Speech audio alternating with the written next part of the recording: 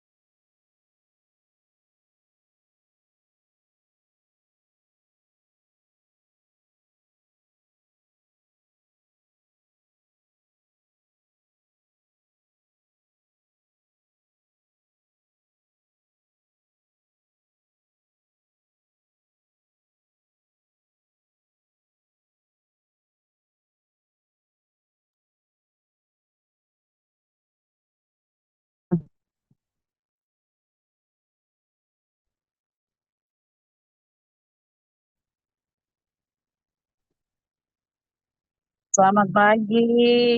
Mohon maaf ini terlambat karena mendadak ada tamu tadi yang harus dilayani. Ya, terima kasih. On the way.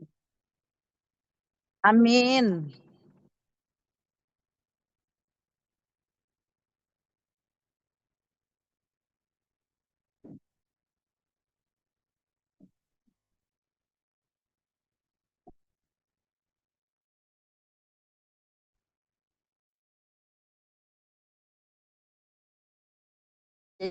Terusan Pak, itu ada program Diploma 4 perhotelan, Diploma 3 pariwisata, Diploma 3 UPW, Diploma 3 Ekowisata Bawah Laut, dan kemudian satu program yang merupakan program internasional kolaborasi dengan pemerintah, namanya Global Tourism Management. Jadi memang ini relevan kalau kita membina desa karena kita punya program pariwisata.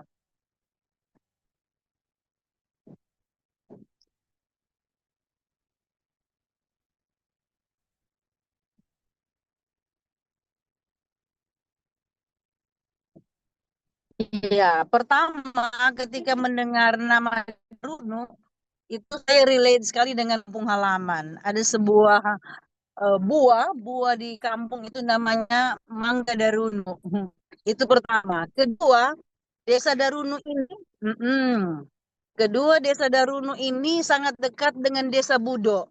Jadi kita ingin membangun sebuah rantai desa di pesisir pantai yang bisa dikapitalisasi untuk menjadi sebuah desa wisata yang mandiri, sama seperti Desa Budo yang sudah mandiri. Kita menginginkan desa-desa di pesisir pantai ini, ya,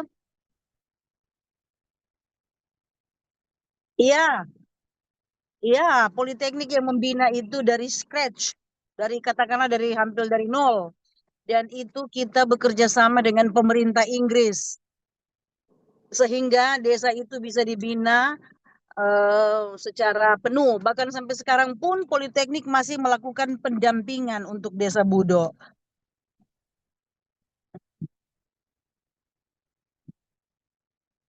Iya, iya. Jadi ada beberapa perusahaan yang turut digandeng untuk membina Desa Budo selain pemerintah Inggris. Ada Pelindo, ada Bank Indonesia, ada Telkom, dan seluruh program-program pengabdian pada masyarakat waktu itu selama sekitar 4-5 tahun itu kita alokasikan ke Budo supaya Budo benar-benar menjadi sebuah desa yang benar mandiri.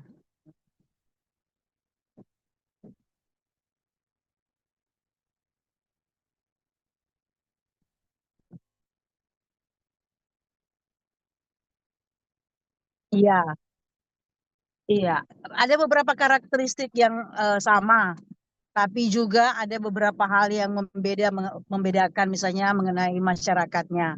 Kalau Desa Budo itu kan sekarang sudah semakin maju dan saya sendiri kami sering membanti-wanti Desa Budo.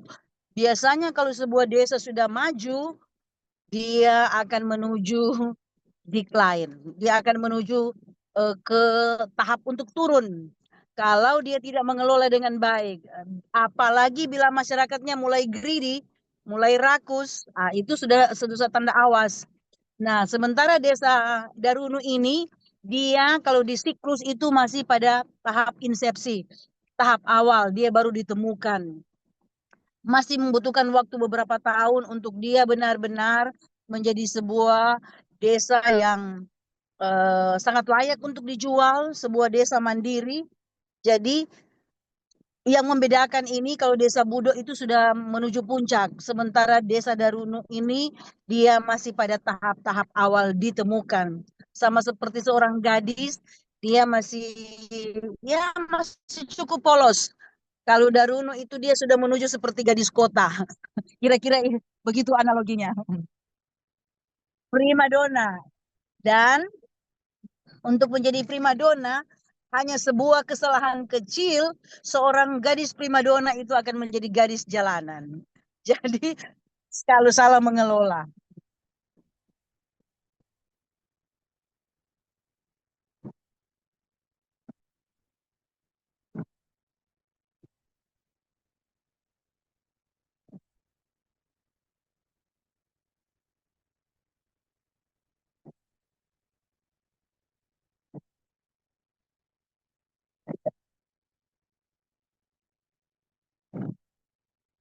Iya, jadi Politeknik Negeri Manado itu memberikan berbagai jenis pelatihan, baik pelatihan menyangkut fasilitasnya, bagaimana memanfaatkan fasilitasnya, bagaimana menjual fasilitasnya, tapi juga sebenarnya secara spiritual Politeknik turut terlibat untuk membuat program-program Desa Darunu itu jangan masif, jangan dia berkembang secara tiba-tiba, dia harus berkembang perlahan.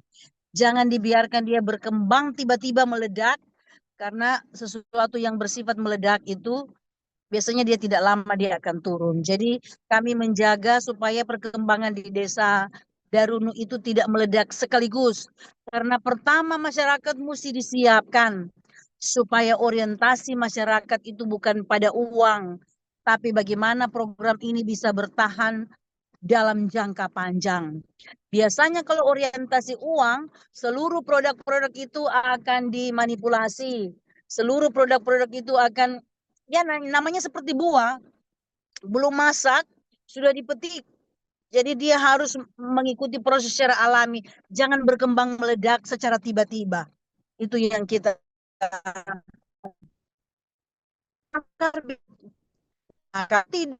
dia mengikuti proses, masyarakat tiba-tiba kaget, ada turis yang datang, ada uang banyak yang datang, teruslah tiba-tiba keroyokan akan datang ke Desa Darunu. Kekagetan itu akan membuat orang menjadi materialis. Anda masih di dalam rangkaian RRI Fest 2025 lebih hijau, lebih sehat, lebih berbudaya. Masih dalam acara penanaman mangrove karena setelah ini kita akan sama-sama tanam mangrove ya Pak Wijay, Pak Kepala Desa Hukum Tua. Jadi nanti di sebelah sana ya Pak ya? Sini sebelah. Sebelah sini. Oh banyak ternyata ya. Tapi ini Pak, kita lagi bahas terkait dengan ekopopulisme di mana itu adalah salah satu jalan tengah sebenarnya di tengah masifnya pembangunan di dunia yang kemudian banyak yang menghancurkan alam dan lain-lain. Nah, ekopopulisme ini jadi jalan tengah di mana kita sambil tetap membangun, tetap mendapatkan manfaatnya tapi tetap orang semua jaga alam. Nah, kalau di Darunu sendiri bagaimana kemudian konsep ekopopulisme ini diterapkan, Pak? Tetap pariwisatanya jalan tapi kemudian tetap kita melindungi alam, melindungi mangrove dalam hal ini. Iya, kami pemerintah desa sangat bersyukur lewat akademisi secara khusus Politeknik Negeri Manado dengan kegiatan-kegiatan pemberdayaan banyak sekali manfaat-manfaat yang disampaikan oleh adik-adik mahasiswa dan ini menjadi stimulus bagi masyarakat sehingga sebelum Desa Darunu ini menjadi desa wisata memang sangat terlihat perbedaan. Bagaimana masyarakat itu mensupport, mendukung pemerintah dalam pemberdayaan untuk kegiatan-kegiatan penanaman mangrove. Sehingga kami membentuk satu kelompok, salah satu program kami kelompok namanya LPHD, Lembaga Pengelola Hutan Desa. Nah, jadi kelompok ini berfungsi selain mereka bersama-sama membangun pariwisata, tetapi mereka juga bersama-sama dalam tugas-tugas pemberdayaan menjaga lingkungan, termasuk kegiatan-kegiatan penanaman mangrove. Berarti ada pengembangan SDM juga dari Politeknik Betul Negeri Manado sekali, ya, betul sekali. kepada masyarakat desa, Masyarakat.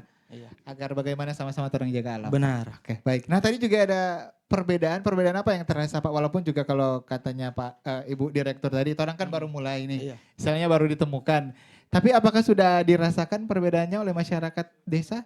Iya, kalau secara ekonomis sangat-sangat dirasakan. Saya melihat dalam pertumbuhan UMKM di desa kami ini sangat bertumbuh dari tahun 2023 sampai 2025. Itu ada di data kami di desa. Memang sangat terlihat jelas dan saya melihat ini multiplayer dari kegiatan pariwisata. Itu sangat terasa memang di usaha mikro, kecil menengah yang ada di desa kami. Tetapi juga perilaku ini sangat jauh berbeda dengan sebelum desa ini menjadi desa wisata, termasuk menjaga kebersihan lingkungan, bagaimana masyarakat itu menjaga mangrove ini. Kalau dulu masih ada yang potong-potong mangrove, baking dudu tuh for memasak. Sekarang sudah karena di apa namanya? Sudah teredukasi. Ya? Betul sekali. Nah kalau masyarakat biasanya di pesisir pantai itu kan kebanyakan berprofesi sebagai nelayan ya Pak ya, termasuk Darunu juga Pak Bijay. Nah bagaimana kemudian, apakah juga diajak juga ini para nelayan untuk bisa masuk di ekowisata? Iya benar, karena bagi kami salah satu unsur penunjang desa wisata itu adalah para nelayan itu sendiri.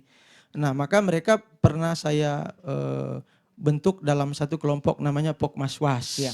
Ya, itu bekerja sama tentunya dengan pimpinan kami Dinas Perikanan dan Kelautan Kabupaten Minahasa Utara dan Provinsi Sulawesi Utara. Oke. Sehingga dana untuk memberi motivasi kepada mereka, saya juga pernah mengucurkan dana untuk membantu peralatan fasilitas para nelayan untuk kegiatan mereka Oke, sehari-hari. berarti bantuan-bantuan dari pemerintah adalah termasuk anggaran dana desa juga dipergunakan. Dana desa juga untuk saya ini? peruntukkan Oke. untuk nelayan. 100%? Sebagian persen. Sebagian ya, karena yang lain juga dipergunakan untuk Iya. pembangunan desa. Untuk petani. Baik, terima kasih Pak Bijay. Di Zoom juga sudah bergabung bersama kita Bapak Ferianto Majowa, pemimpin redaksi dari laut.id. Selamat pagi Pak Ferianto, Pak Ferry. Pak Ferry bisa mendengarkan suara kami dari Desa Darunu? Bisa. Oke, Selamat siap. Selamat pagi. Apa kabar Pak Ferry? Baik, lanjut dulu nanti saya sebentar. Baik, siap. Kami hanya menyapa. Kemudian juga sudah bergabung via telepon juga praktisi lingkungan Indonesia Bapak Wiatmoko. Selamat pagi, Ketua Yayasan Bumi Kita Toli-Toli. Pak Wiatmoko masih bersama kami? Oke, kalau masih bersama kami boleh bersuara Pak. Baik, dan kita lanjut juga karena di sini juga masih ada adik-adik mahasiswa nih ya yang ada di sini. Nah, tadi saya tertarik dengan yang disampaikan oleh Ibu Marike sebagai analoginya ini adalah sebagai seorang gadis yang baru ditemukan ya. Kemudian apa potensi, apa perbedaan gadis ini ya, quote lagi ya, one quote, dengan gadis-gadis yang lain yang sudah lebih dulu menjadi primadona, katakanlah tetangganya Desa Budok dan lain-lain. Silakan Pak Wijay. Iya, terima kasih. Memang untuk sebenarnya Desa Budok itu merupakan salah satu desa inspirasi bagi saya sendiri, tapi juga saya pikir untuk banyak kalangan ya masyarakat atau insan pariwisata karena Desa Budok ini lebih awal, kalau tidak salah mereka dari tahun 2016. Begitu juga dengan Desa Wisata Pelais. Nah, kalau berbicara perbedaan dan kesamaan tadi sudah jelas disampaikan oleh Ibu Direktur, ada mangrove, sunset sama, apalagi dekat kan. Betul. Tapi salah satu kekuatan menurut saya, salah satu kekuatan ini spot free dive kami karena pengunjung tidak datang hanya untuk melihat jenis-jenis mangrove atau menikmati sunset, tapi kami punya satu spot free dive. Di sebelah mana itu Pak? Kayaknya habis kalau ini dari teman-teman RRI nanti akan free dive. Oh bisa. Jadi kurang lebih 150 meter. Oh. Ya kami sering juga dibantu oleh Mr. Michael dari Politeknik untuk explore di bawah laut. Dan ini bisa adik-adik mahasiswa juga lihat. Dan salah satu kekuatan kami ternyata para turis dari Wisatawan, Bunaken ya. dan Siladen itu 1 minggu sudah pasti terjadwal 2-3 kali mereka datang di sini. Oke. Karena ada jenis microfish.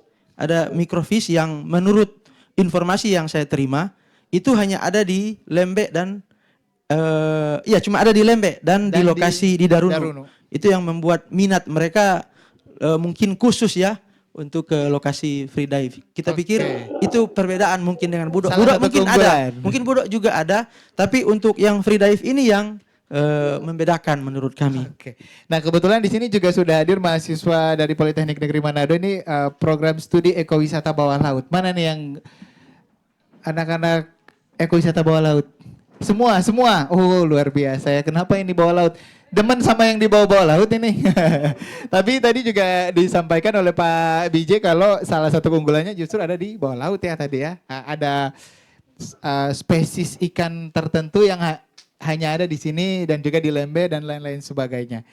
Oke, ini adik-adik masih semangat ya? Semangat ya? Ini aduh pagi-pagi coba tepuk tangan untuk kita semua dulu. Iya gitu dong ya.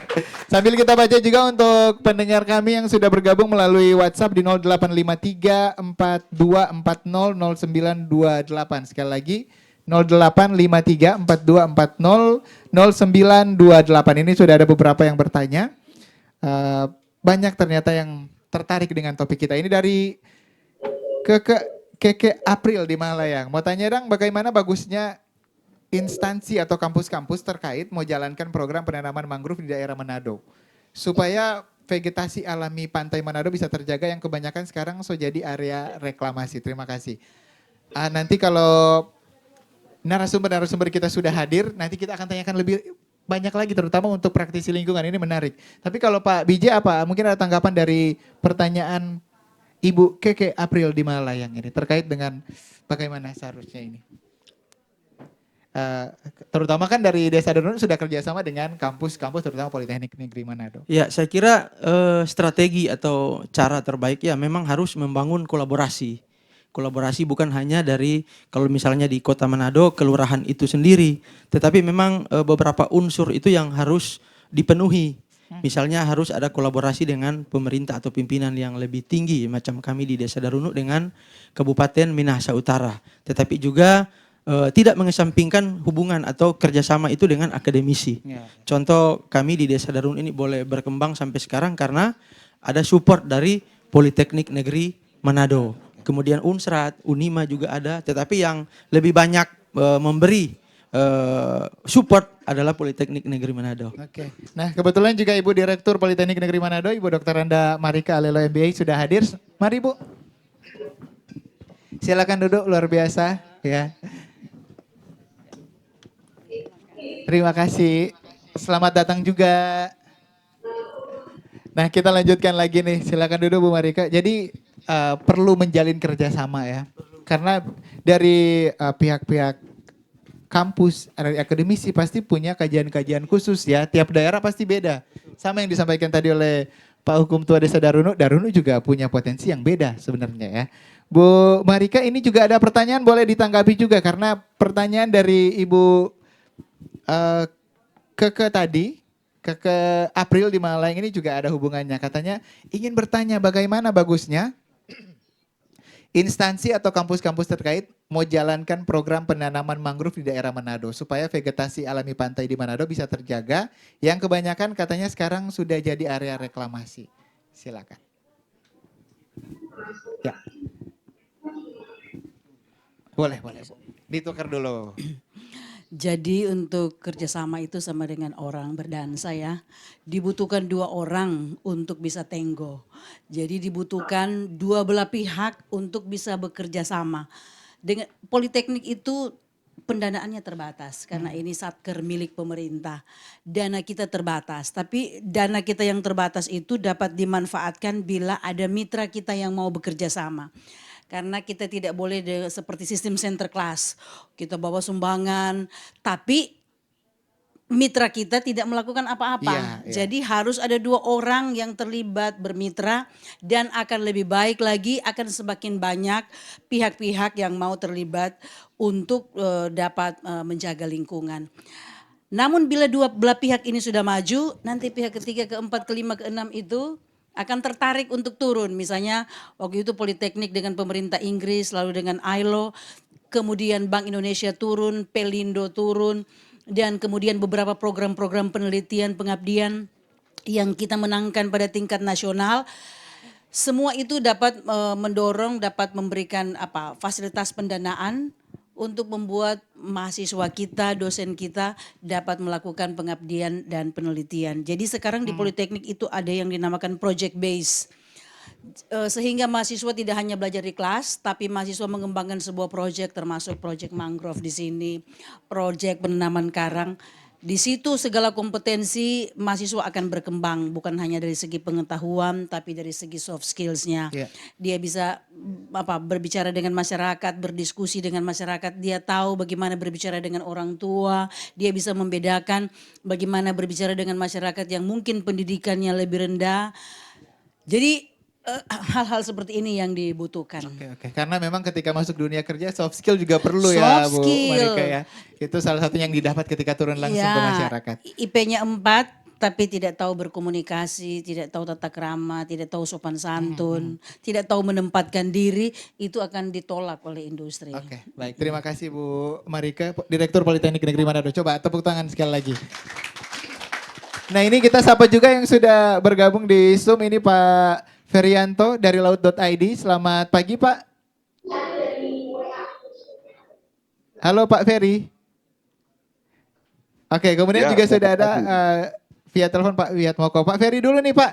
Dari laut.id bagaimana kemudian kalau di Sulawesi Utara sendiri terutama banyak sekali pengembangan kawasan pantai, pesisir pantai ya, terutama juga seperti Darunu yang ada mangrove-nya. Nah, kalau dari pandangan Anda Pak, bagaimana kemudian eh, dampaknya ya, bukan hanya dampak ekonomi tapi dampaknya kepada alam. Apakah konsep wisata mangrove ini kemudian tidak akan mengganggu habitat mangrove itu sendiri Pak Ferry? Sejauh ini kalau wisata mangrove itu tidak akan dia justru bagus karena kalau ada yang hadir di lokasi mangrove itu orang tidak akan menebang mangrove gitu.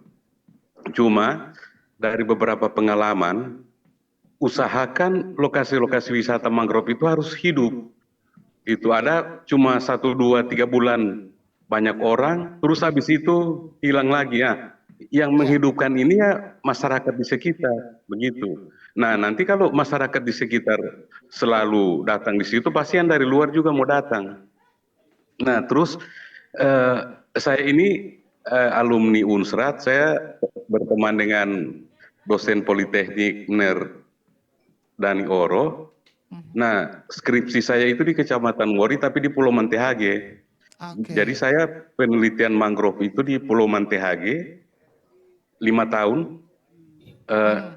Usul saya di Darunu itu selain jenis-jenis mangrove, jadi mangrove ini digunakan untuk obat apa secara tradisional. Nah, misalnya di Mantehage itu jenis Rhizopora. Rhizopora itu misalnya daunnya digunakan untuk mengobati luka. Nah, biasanya masyarakat pesisir itu ada kearifan-kearifan lokal seperti itu. Nah, jadi saya 5 tahun meneliti mangrove di Pulau Mantehage, Kecamatan Wori. Nah, jadi begitu. Itu dulu dari saya. Pak Ferry, ketika kemudian semakin ramai, apakah kemudian eksploitasi lingkungan di daerah sekitar desa wisata tidak akan mengganggu lingkungan hidup di sini Pak? Atau seperti apa? Atau ada cara-cara khusus nih Pak biar tetap seperti topik kita pagi ini, ekopopulisme? Selama menurut saya justru kalau ada orang itu penebangan mangrove itu akan berkurang. Iya kan ini orang dari luar. Jadi orang datang itu justru dia juga akan mengawasi di sana dibanding kalau tidak ada orang. Dari yang iya kan kalau tidak ada orang kan orang lebih itu. Jadi kalau saya ekowisata mangrove itu bagus, cuma dia harus terus dihidupkan karena dari beberapa lokasi wisata mangrove itu ada yang cuma di awal ramai, setelah itu jadi kurang orang berkunjung. Harus gitu. berkelanjutan ya Pak Ferry ya? Iya. Oke. Jadi yang menghidupkan yang di Darunu sendiri. Oke, baik. Terima kasih Pak Ferryanto. Nanti kita akan kembali lagi ke Pak Ferry, tapi kita sapa dulu Pak Wiatmoko yang sudah bergabung melalui line telepon. Selamat pagi Pak Wiatmoko. Selamat pagi. Oke, terima kasih sudah bergabung bersama RRI Manado melalui line telepon sebagai praktisi lingkungan Indonesia dan juga sangat aware terhadap bagaimana kita harus terus menjaga mangrove. Nah, kalau Pak Wiatmoko sendiri pandangannya terhadap ekopopulisme dan juga banyak berkembangnya desa-desa wisata di daerah pesisir seperti apa, Pak? Ya, thank you. Selamat pagi semuanya. Saya bisa dulu yang ada di stage studio ya. Selamat pagi Pak. Maaf saya nggak bisa visual. Saya tidak bisa visual. Saya hanya bisa menjawab phone saja. Tidak apa-apa Pak. Terima kasih. Ya, terima kasih. Saya sebagai ketua Nusantara dan praktisi Indonesia. Memang spesialis memang kita konservasi. Dengan ini saya dapat undangan yang sangat luar biasa untuk ngobrol soal eco-population yang merupakan itu suatu gerakan yang punya isu lingkungan ini pendekatan teknis yang seringkali menekankan masyarakat umum untuk kepentingan elitisme sendiri. Melihat situasi yang ada saat ini memang sangat krusial. Mangrove banyak sekali dibunuh, dihancurkan dan sebagainya. Makanya kami bergerak untuk memberikan edukasi kepada masyarakat agar supaya mangrove ini karena mangrove ini banyak sekali banyak sih, seperti polisi ya, dan seperti pengaman ya untuk wilayah laut supaya menjaga kemudian bisa juga melakukan upaya membuat masyarakat yang kotor banyak Ya. dan menjadikan ekonomi yang ada di wilayah desa. Kalau bicara soal ekonomi dan sebagainya, menurut kita hal yang sangat luar biasa, teman-teman. Makanya ini harus kita jaga. Kalau menurut habis di tersebut, maka daratan ini akan menjadi ancaman yang sangat luar biasa. Makanya kami berpikir Oke. Ya, Pak Wiyat mau. sesuatu yang sangat luar biasa. Oke, baik. Terima kasih Pak Wiyat Moko. Nanti kita akan kembali juga karena luar biasa ya di sini ya. Masih semangat yang di sini ada mahasiswa atau udah pengen nyebur ke pantai nih, ke laut ya? Belum. Nanti setelah ini baru kita tanam pohonnya. Ini juga luar biasa dari dua praktisi lingkungan tadi, pemerhati lingkungan yang luar biasa juga mendukung ternyata. Ini salah satu langkah yang sangat-sangat bagus dan kita masih akan lanjut lagi untuk perbincangan kita. Tapi saya ingatkan ini juga untuk RRI Fest 2025 ini lebih hijau, lebih sehat, lebih berbudaya untuk penanaman mangrove ini didukung juga oleh Politeknik Negeri Manado, Desa Darunu juga, Desa Wisata dan juga teman-teman dari PT Tirta Investama Aqua Manado juga yang sudah hadir juga ya, nanti akan menanam pohon juga ya. Terima kasih untuk hadirannya. Kita jeda dulu sejenak, tetap bersama kami di dalam perhelatan RRI Fest 2025. Oke, kita lanjut lagi untuk perbincangan kita sebelum kita tanam mangrove ya, sebelum kita cebur-cebur ke laut juga. Sebenarnya sudah nggak tahan sih di sini ya. Pak Bijay nggak tinggal di dekat pesisir pantai yang indah ini, nggak pengen setiap hari main di laut, Pak? Memang setiap hari main di laut ya. Memang dari kecil memang sudah lahir di Desa Darunu, jadi Suka biasa. suka kalau Kita kasih yang orang gunung Pak. Jadi kalau Jalia Pantai suka sekali mau langsung kearifan lokal ya. Tapi luar biasa tadi yang disampaikan oleh kedua pemerhati lingkungan tadi seperti yang saya sampaikan bahwa mereka mendukung ya. Desainnya juga yang penting berkelanjutan. Tadi juga Ibu Marike juga Ibu Direktur juga bilang kita usahakan untuk terus lanjut. Nah, ini jadi tantangan buat Pak Bijay dan teman-teman di Desa Darunu. Apa yang dilakukan? Apakah optimis akan lanjut terus untuk Desa Wisata Darunu nih Pak? ya optimis karena sebagaimana yang saya sampaikan tadi bahwa untuk menjadikan pariwisata ini adalah visi misi saya. Jadi harus konsisten dari awal. Tetapi tentunya terus meminta bimbingan dari Ibu Direktur, teman-teman mahasiswa, teman-teman dosen. Karena bagi kami sangat luar biasa pengaruhnya ketika terus disupport oleh Politeknik Negeri Manado. Dan tadi juga banyak masukan nih Pak, jangan sampai langsung meledak kata Bu Direktur tadi. Kalau langsung meledak, biasanya itu isi come isi go, gampang meledak, gampang juga turunnya nih. Apa gimana langkah-langkah yang akan dilakukan nih? Iya, memang berbicara perkembangan, saya memiliki data perkembangan Desa Darunu ini dari tahun 2022 sampai tahun 2025. Saya memiliki data pengunjung. Jadi untuk tahun dari 5 Februari sampai 3 Oktober 2023 jumlah pengunjung itu 2.892 orang. Kemudian 4 Oktober sampai 9 Desember 2023 2.330 orang. Kemudian untuk 6 Februari 2024 sampai 20 November 2024 itu naik dari 2.300 jadi 3.059 orang. Sudah mulai menyentuh angka 3.000. Untuk 2025 belum sampai bulan Desember jadi belum direkapitulasi lagi. Ya. Tapi kalau melihat naik ini Pak. Iya. Baik. Kita baca dulu tanggapan di WhatsApp 085342400928 dari Kristo di Likupang Timur. Apakah pemerintah membantu baik pendanaan atau sarana prasarana terkait proyek mangrove atau pariwisata di sana atau di Desa Darunu, ataukah murni swadaya desa? Terima kasih Pak Bijay.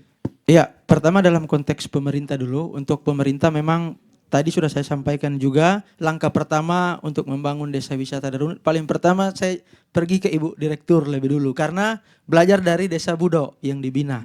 Waktu saya banyak bertanya waktu itu kepada Pok Darwis, hukum tuanya Pak Hani Singa bagaimana membangun, dan itu memang jelas dikatakan bahwa Polimdo ini memberi kontribusi yang luar biasa. Sehingga langkah pertama sesudah saya dilantik, terbayang-bayang itu hanya Polimdo. Saya harus ke Polimdo, ke Ibu Direktur. Dan Ibu Direktur menerima kami di sana, kunjungan dengan BPD.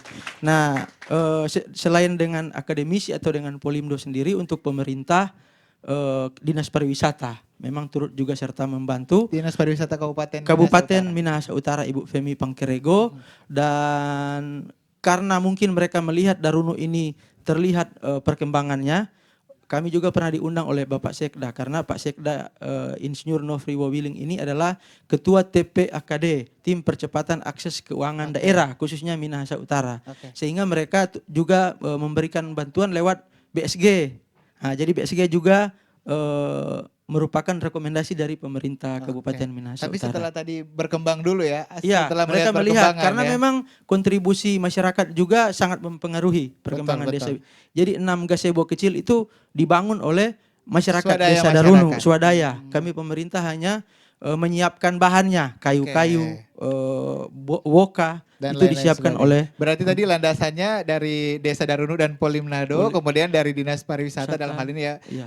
melihat ada Melihat. perkembangan baru mulai masuk lagi ya. Iya. Oke. Berarti ini juga jadi pelajaran untuk desa-desa lainnya. Mulai dulu, kemudian nanti kalau sudah mulai baru Betul sekali. mudah-mudahan dapat perhatian Betul. pemerintah ya, Iya. Pak Bijay ya. Oke, terima kasih. Kita ke adik-adik yang di sini dong. Ini ada pertanyaan-pertanyaan nggak terkait dengan topik kita?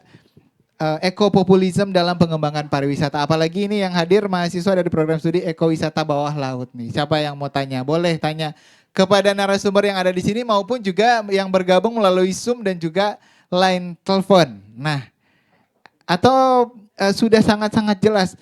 Ini yang sempat datang ke sini ada juga mahasiswa-mahasiswa Bu Marika yang maksudnya magang atau boleh pakai mikrofon. Oke. Biasanya kita ada yang dinamakan project based learning. Yang Jadi tadi ya. mahasiswa itu turun secara aktif melakukan analisis kira-kira ini butuh apa. Jadi memang pelatihan yang diberikan oleh Politeknik itu bersifat kalau dapat dikatakan holistik, menyeluruh. Ada pelatihan bahasa Inggris, nanti ini sebentar ada konten, kemudian ada hospitality, bagaimana melayani lebih baik, mungkin ada homestay, pelatihan homestay, kemudian kulinernya, bagaimana cara menyajikan kulinernya, kemudian ada pelatihan mengenai renewable energy, bagaimana memanfaatkan matahari yang berlimpah-limpah ini menjadi sumber listrik, kemudian ada pelatihan mengenai Banyak ya Bu ya. Pokoknya banyak lah. Nah, sebelum lanjut, ini kan tadi bertanya-tanya, ini ekopopulisme itu apa? Jadi sebenarnya ada 3 unsur di situ. Oke. Ekologi, lingkungannya, lingkungan fisiknya. Dan kedua itu ekonomi. Yang ketiga populisme itu penduduknya. Jadi untuk mengembangkan pariwisata 3 ini tidak boleh dikorbankan. Dalam rangka mengejar keuntungan ekonomi jangka pendek, pokoknya kita babat supaya kita ada penginapannya kelihatan alami tapi ada banyak yang rusak. Kemudian dalam mengejar keuntungan ekonomi masyarakatnya disingkirkan, dijauhkan dari sumbernya. Dan kemudian dalam rangka memperoleh supaya subur, masyarakatnya terlindung, ekonominya tidak maju. Jadi untuk mengembangkan ini 3 kaki ini, 3 pilar ini harus berkembang bersama-sama. Makanya saya katakan jangan cepat-cepat. Masyarakatnya mesti siap lebih dahulu. Dan yang kedua, ini tadi ada perkembangan jumlah visitasi toh, kelihatan meningkat. Tapi perlu ditanyakan, apakah ada repeat visit? Apakah ada orang yang datang di sini pingin kembali ke sini? Atau dibilang this is it, saya tidak akan kembali lagi. Karena tidak ada lagi yang dapat dilihat. Jadi harus bisa membangun bonding, emotional bonding, hubungan emosional yang kuat dengan wisatawan. Misalnya ketika menanam karang, nama dari yang menanam itu diabadikan di situ. Oh. Supaya kemudian dia kembali dia melihat ini loh karang saya sudah bertumbuh berapa sentimeter, ketika dia menua nanti dia bawa anak-anaknya kemari. Jadi itu akan menjadi Budo Daruno bukan hanya sekedar tempat dia sightseeing sebentar lupa, tapi dia ada bonding. Dia akan berturut memelihara karangnya, anak cucunya akan turut bersama dan orang di sekitarnya. Jadi harus ada diversifikasi produk. Produknya harus berbeda-beda. Kalau itu terus menerus dia bilang, ya sudah saya sudah pernah Sekali datang. datang nggak mau datang lagi. Nggak mau ya. datang lagi. Apalagi sekarang sekali datang sekali foto sudah. Iya sudah. Tapi kalau dia ada bonding di sini, ada mangrove yang dia tanam diberi namanya, dia akan turut mengawasi. Ya, Jadi di sini masyarakatnya melaporkan, Pak atau Ibu Sapa, ini mangrovenya sudah bertumbuh seperti ini karangnya sudah bertumbuh seperti ini, dan ada beberapa ikan yang mondar mandir di sekitar. Itu bondingnya luar biasa. Jadi harus dibangun bonding, jangan cepat-cepat mengejar keuntungan ekonomi jangka pendek. Karena ketika kita mengejar keuntungan ekonomi jangka pendek, banyak servis yang diabaikan. Banyak orang yang akan diabaikan. Dan saya sudah melihat tanda-tanda itu di desa yang kami bina. Oke. Jadi pokoknya jangan sampai menjadi rakus. Jangan, hindarkan itu sikap itu. Karena kalau rakus sejenak, untung banyak-banyak sekali. Tapi ya 2-3 tahun ke depan apakah dia masih akan ada. Jadi mesti pikirkan itu nih Pak. Oke, tepuk tangan dulu dong ya. Nah ini kalau berikutnya perkembangannya apa lagi yang akan dilakukan oleh Desa Daruno? Tadi sudah banyak masukan dari Ibu Direktur, teman-teman dari pemerhati lingkungan juga. Apa nih Pak Bijay, tanggung jawab berat ini? Sudah ada landasannya, harus Iya. dipertahankan. Memang kembali lagi ke akademisi yang banyak memberi input bagi kami pemerintah. Ada beberapa mahasiswa yang melakukan penelitian. Katanya wisatawan itu ini menurut mereka mahasiswa ini. Feedback Ya, dari menurut mereka salah satu kekurangan di sini di Daruno kurang panjang trekking mangrove. Kurang panjang, jadi mereka katanya hanya di sini dan di sini terus. Kalau yang lain punya minat khusus ya bisa ke spot free dive. Tapi yang hanya datang nikmati mangrove katanya menurut data yang ia analisa memang masih kurang panjang. Maka planning kami untuk dana desa tahun anggaran tahun 2026 kami akan memplot lagi sekian persen, kalau tidak salah di 40 sampai 50 juta untuk menambah trekking mangrove ke daerah yang lebih alami maksudnya. Sehingga mereka kan kalau orang lihat Daruno ini tidak terlalu alami, dia punya jalan mangrove-nya ini. Beda dengan Budo. Kalau Budo memang kelihatan lebih natural, lebih alami. Jadi rencananya kami akan ikut ini. Masuk lagi ke dalam berarti Kang di dalam mangrove. Iya, sehingga untuk planning ke depan menuju spot free dive itu bisa lanjut dari jembatan itu. Itu kira-kira lebih dekat lagi ke lebih dekat tempat lagi free dive. pembangunannya. Kira-kira perencanaan kami itu untuk kalau untuk penginapan itu. Iya, betul sekali. Memang salah satu kekurangan kami itu juga penginapan masih kurang, dan memang bersyukur sekali Ibu Dir datang, siapa tahu ada program untuk sosialisasi menjadi stimulus bagi masyarakat untuk mempergunakan rumah mereka menjadi homestay. Memang itu saya butuh sekali. Mudah-mudahan Ibu Dir dan Ibu Kajur siapa tahu di tahun depan boleh ada program. Dengan adik-adik mahasiswa saja sudah sangat mempengaruhi masyarakat. Oke, baik. Nah ini juga Pak, kalau di Tongkaina kalau tidak salah ya, itu di mangrove-nya ada apa tuh hewannya tarsius. Ya, kalau di sini ada juga? Di Daruno ada. Oh, cuman berarti dia boleh belum lagi. jinak, belum. Ya, karena hewan pemalu kan mereka ya. Ada di lubang-lubang pohon mangrove. Nocturnal juga aktivitasnya kan di malam hari. Jadi tapi dia nanti di malam hari, betul. Oke, jadi mungkin itu bisa jadi salah satu aspek yang dikembangkan. Jadi Desa Daruno itu sampai malam tetap ada yang trekking sambil lihat-lihat tarsius tadi ya. Oke, baik ya, dan saya sapa-sapa dulu nih yang sudah bergabung juga menyaksikan kita pagi hari ini atau sudah siang ya, sudah mulai panas ini Pak ya. Melalui laman Facebook RRI Manado ada Effendi Rashid, salut katanya.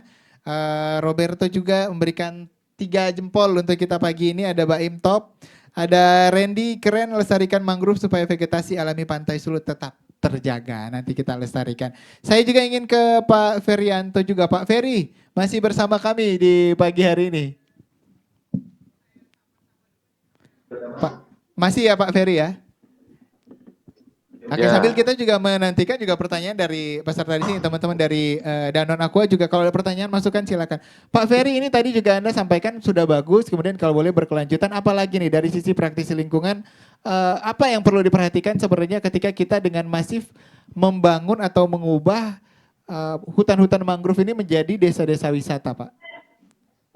Begini, usul saya Pak Kades, ada jadi di tempat yang tadi katanya tidak terlalu alami itu, ada budidaya, ini contoh ya, tapi bisa diteliti lagi, rumput laut. Terus agak masuk ke dekat bakau, ada budidaya kepiting bakau.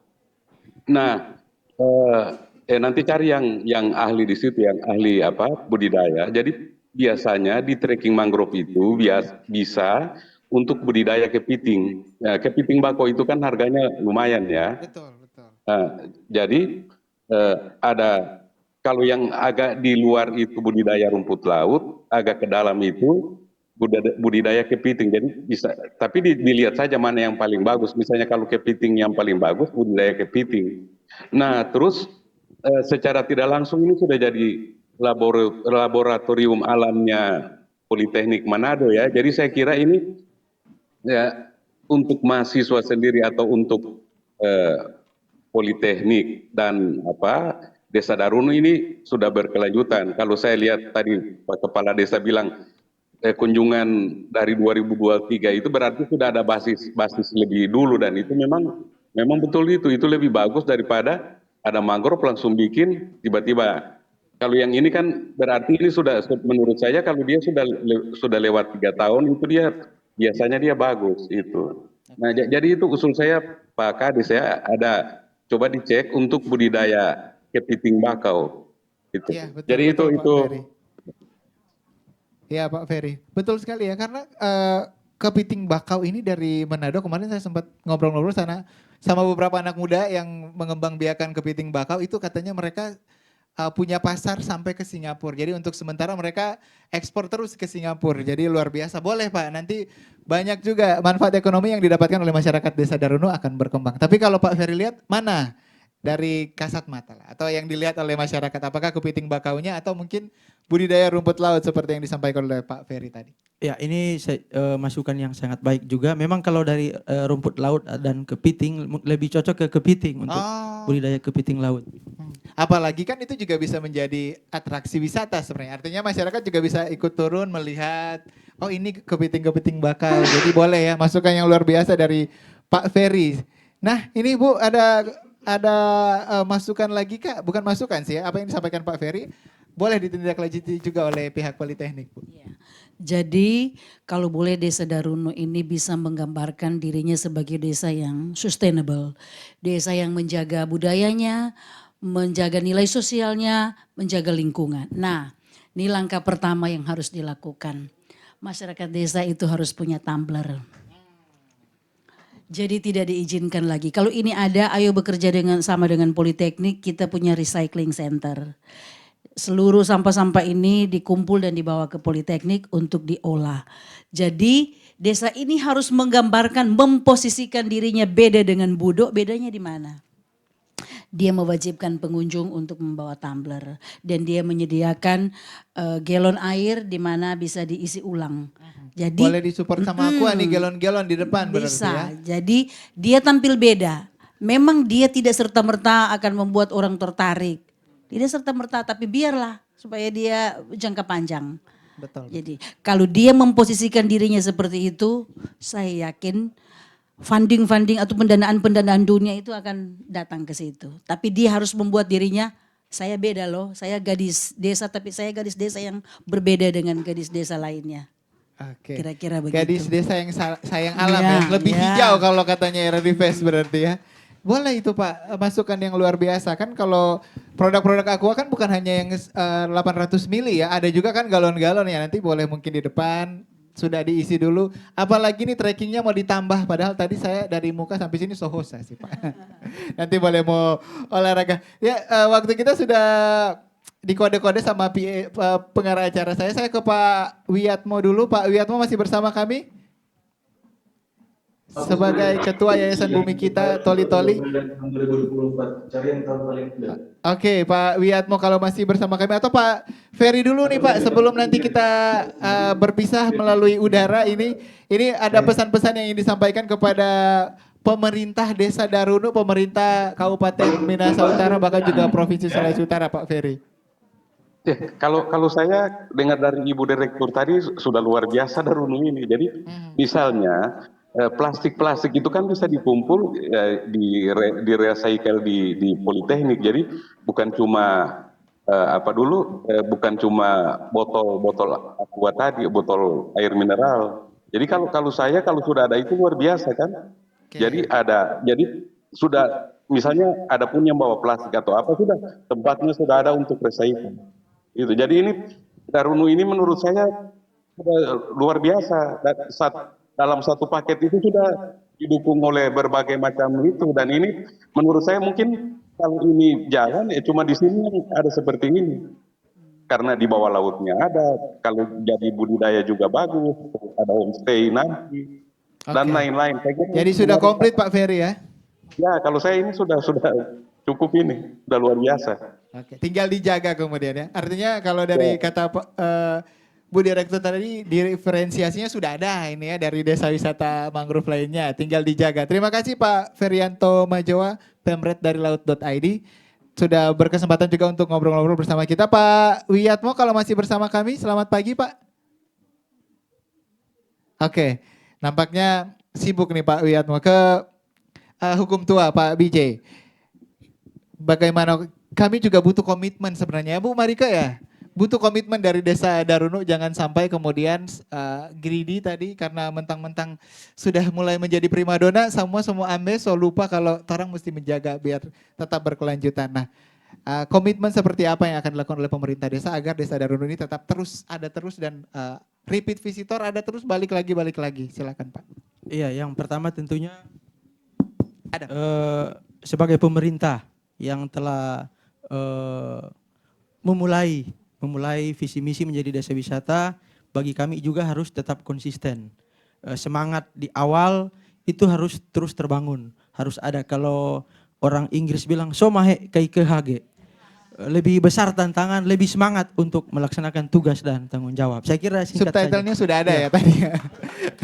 Oke, terima kasih, semangat pastinya. Bu Direktur Politeknik Negeri Manado, silakan apalagi langkah kedepannya dari Politeknik Negeri Manado. Iya, jadi Politeknik akan perlahan-lahan bersama-sama dengan mahasiswa dan akan menggandeng industri atau perusahaan untuk melatih desa Budo.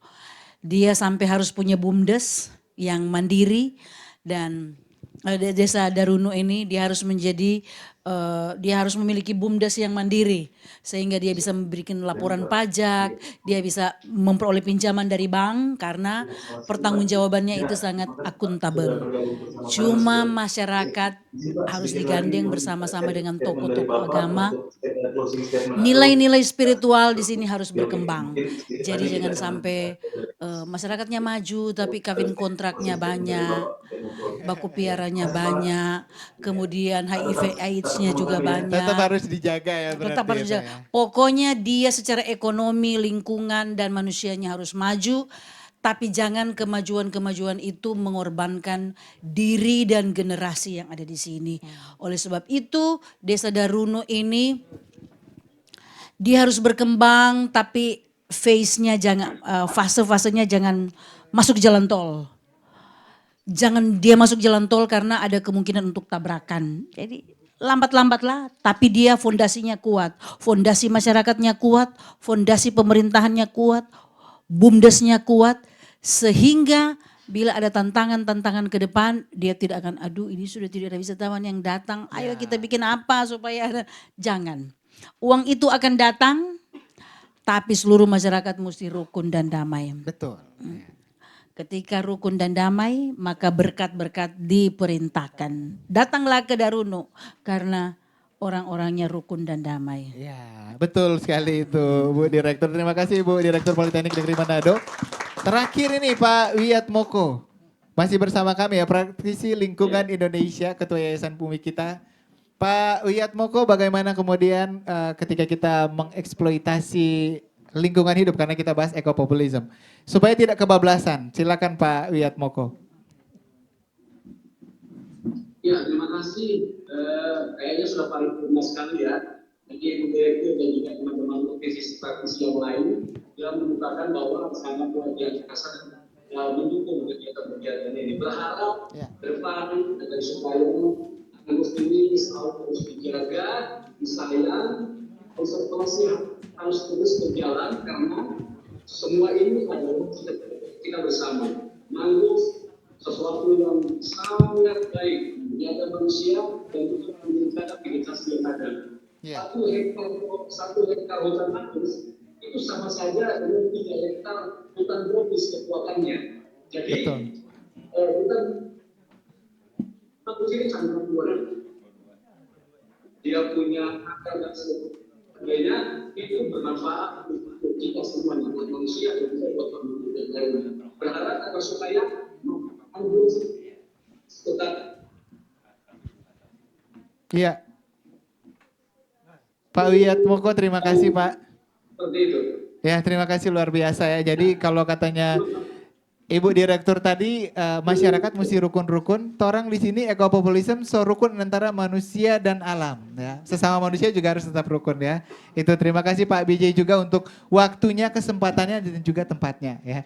Ibu Direktur juga terima kasih untuk waktunya Bu Marika Lelo dan juga untuk seluruh narasumber Pak Wiatmoko, Pak Ferry tadi juga sudah bergabung dan juga untuk adik-adik mahasiswa. Terima kasih, tepuk tangan sekali lagi untuk kita semua di sini.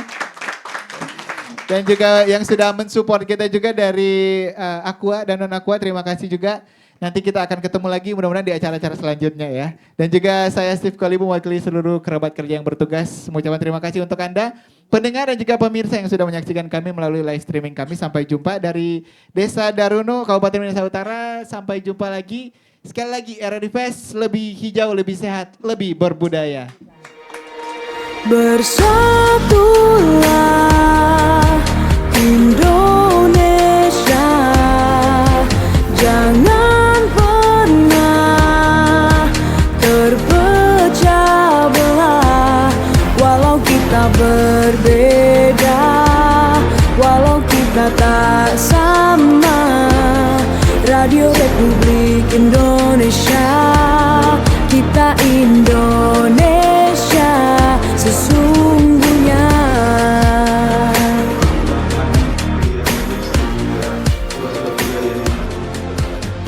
Dari Probat FM Sobat Budaya Nusantara.